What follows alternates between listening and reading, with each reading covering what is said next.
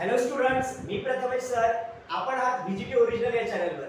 आपण या चॅनलवर 12th सायन्सचं मॅथ्स 2 चालू केलेलं आहे आपण आणि मॅथ्स 2 चं पहिलं लेसन चालू केलेलं आहे. त्यातला एक्सरसाइज 1.1 संपलेला आहे आणि एक्सरसाइज 1.2 च्या पण काही व्हिडिओ बनवले. त्याच्यामध्ये क्वेश्चन नंबर 1 संपवलेला आहे आपण. आज क्वेश्चन नंबर 2 आणि 3 या व्हिडिओमध्ये करणार आहोत आपण. ओके, तर क्वेश्चन नंबर 2 मधला मी इथे क्वेश्चन घेतलेला आहे. Okay, find the derivative of inverse function of the following. म्हणजे आपल्याला फक्त इनव्हर्स फंक्शनचं डेरिव्हेटिव्ह काढायचं आहे. इनव्हर्स फंक्शन म्हणजे काय? dx upon dy काढायचे आपल्याला. dx upon dy उलट. ओके, तर इथे कसं काढणार? तर पहिलं मी dy by dx काढून घेऊ शकतो का? हां, तर मी याचं dy by dx कसं काढणार? y आहे माझ्याकडे, याला जर मी डिफरन्शिएट केलं, differentiate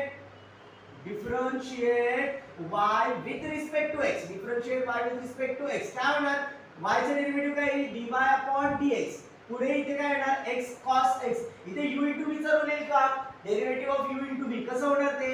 x derivative of cos x, x derivative of cos x plus cos x derivative of x, बरोबर ना? आता याचं डेरिव्हेटिव्ह काय होणार बघा, इकडे x तसंच राहणार, फक्त याचं डेरिव्हेटिव्ह cos x चं डेरिव्हेटिव्ह काय असतो?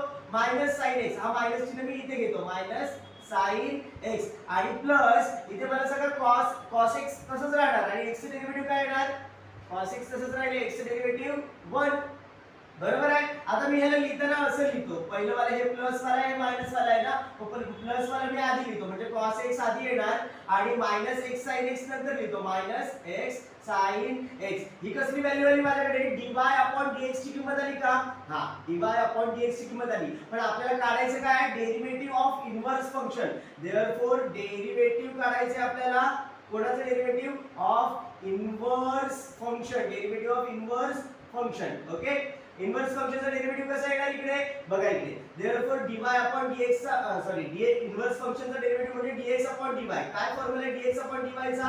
1 upon dy upon dx. Okay, 1 upon dy upon dx म्हणजे किती येणार value? dx upon dy is equal to dx upon dy is equal to 1 upon dy upon dx ची किंमत किती आली आहे? cos x minus x sin x. Okay, इथे आपलं गणित संपलं. ठीक आहे, तर आपला नेक्स्ट क्वेश्चन आहे question number 4, y is equal to x square plus log x. आता पहिला मी differentiate y with respect to x लिहून ठेवले आधीच. dy upon dx काय आहे? काय? x square चं derivative 2x plus log x चं डेरिव्हेटिव्ह 1 upon x. राइट आहे का? चला, इथे मी क्रॉस मल्टिप्लिकेशन करू शकतो. करा तिथे cross multiplication is equal to 2x आणि x चं मल्टिप्लिकेशन 2x स्क्वेअर प्लस हा 1 चं मल्टिप्लिकेशन 1 च येणार आणि डिनॉमिनेटरला काय येईल? x राहील का?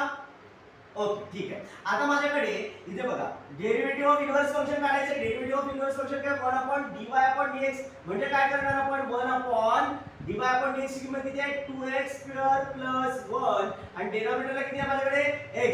आता हा खालचा x वर जाईल का? dx upon dy is equal to, okay, dx upon dy is equal to खालचा x वर गेला, इथे काय राहिलं? 2x square plus 1. ओके, इथे आपला क्वेश्चन संपतोय. तर नेक्स्ट आपला क्वेश्चन नंबर 3 मध्ये आलो आपण. ओके, मेन क्वेश्चन नंबर 3 काय आहे? तर find the value of derivative of inverse function. आपल्याला इनव्हर्स फंक्शनचं डेरिव्हेटिव्ह काढायचं आहे म्हणजे dx upon dy काढायचं आहे. त्याचबरोबर काय करायचं आहे? Also find their value at the points indicated against them. म्हणजे हा जो पॉइंट इंडिकेट केलेला x ची व्हॅल्यू दिली त्यांनी, त्यासाठी पण आपल्याला काय करायचं? त्याचं डेरिव्हेटिव्ह काढायचं आहे. चला, नेक्स्ट काय करणार मी इथे? पहिलं तर y चं डेरिव्हेटिव्ह काढतो. Differentiate y with respect to x. Okay, differentiate y with respect to x. याचं डेरिव्हेटिव्ह काय होणार? y चं डेरिव्हेटिव्ह dy upon dx. काय आहे dy upon dx? e raised to x चं डेरिव्हेटिव्ह काय असतं? e raised to x च. त्यानंतर 3x चं डेरिव्हेटिव्ह काय आहे? x चं 1 असतं म्हणजे 3 राहणार का फक्त? आणि 2 चं डेरिव्हेटिव्ह 0 येणार, कॉन्स्टंट टर्म आहे. अच्छा, तर आपल्याला dy upon dx मिळाला. dy upon dx मिळाला तर नंतर काय करणार? डेरिव्हेटिव्ह ऑफ इनव्हर्स फंक्शन काढणार. म्हणजे dx upon dy काय असतं? ते 1 upon dy upon dx. काय आहे त्याची value? dx upon dy is equal to 1 upon he value टाकून देतो मी, e raised to x plus 3. Okay, इथे आपला आन्सर संपत आहे कारण आपल्याला इथे x ची किंमत टाकायची. त्यांनी दिले नाही, ते 0 आहे. मग मी काय करणार? Therefore dx upon dy at x is equal to 0 असं काढणार मी. dx upon dy काढायचं पण x ची किंमत 0 टाकल्यानंतर. तर आता मला इथे x ची किंमत 0 टाकली तर काय होईल? 1 upon e raised to 0 plus 3 बरोबर आहे का 1 upon e raise to 0 plus 3 काय येणार याचं उत्तर बघा इकडे 1 अपॉन e रेस टू 0 ची कोणाच्या पण डोक्यावर 0 असेल तर उत्तर 1 असतं माहिती आहे का तुम्हाला त्यानंतर हा राहिला 3 म्हणजे 1 प्लस 3 किती येणार 1 अपॉन 4 हे तुमचं फायनल आन्सर असणार आहे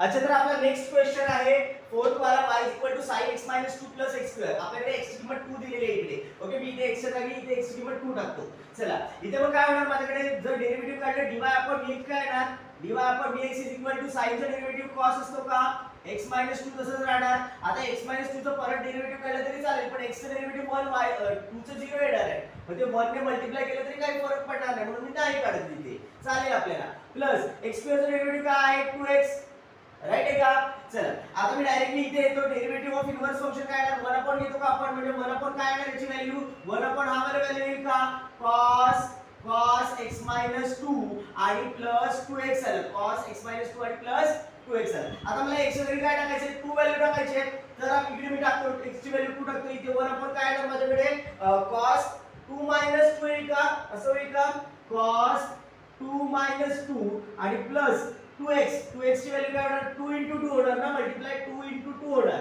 इथे काय उत्तर येते बघा 1 अपॉन cos 0 होईल का ओके आणि प्लस 2 into 2 4 बरोबर cos 0 ची किंमत किती असते cos 0 1 असतो ओके cos 0 1 असतो लक्षात ठेवा आणि हा प्लस 4 म्हणजे माझ्याकडे उत्तर किती येते 1 अपॉन 5 आहे का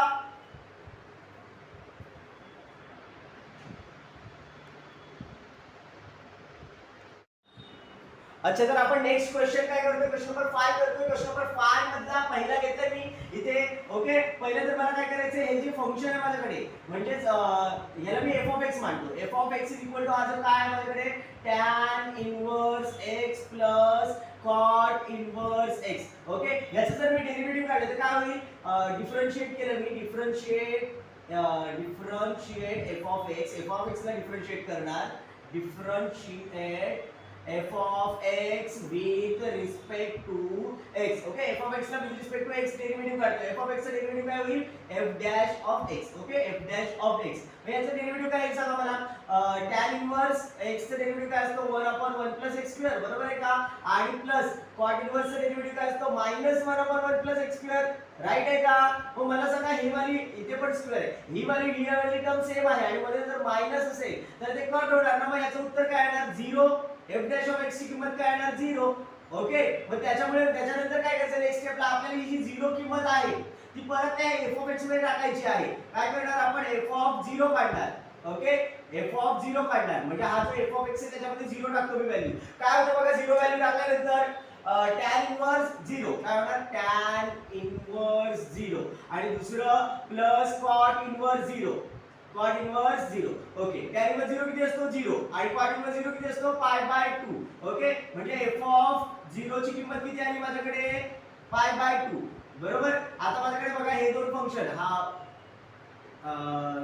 वाला f of x म्हणजे असं आहे f of x ची किंमत π/2 पण येते 0 टाकल्यानंतर आपण डेरिव्हेटिव्ह काढल्यानंतर म्हणून मी असं डायरेक्टली लिहू शकतो therefore tan inverse x plus cot inverse x equal to काय आलं π/2 ओके हे एवढं आपल्याला प्रूव्ह करायचं होतं क्वेश्चन मध्ये ते आपण इथे प्रूव्ह केलेलं आहे हेन्स प्रूव्ह ओके ठीक आहे तर आपण इथे आता इथपर्यंत थांबतो आपण क्वेश्चन नंबर 5 झाल्यानंतर ओके तुम्हाला व्हिडिओ आवडली असेल तर लाईक जरूर करा चॅनलवर नवीन असाल तर सबस्क्राइब पण करा आणि आपली व्हिडिओ जास्तीत जास्त शेअर करा ओके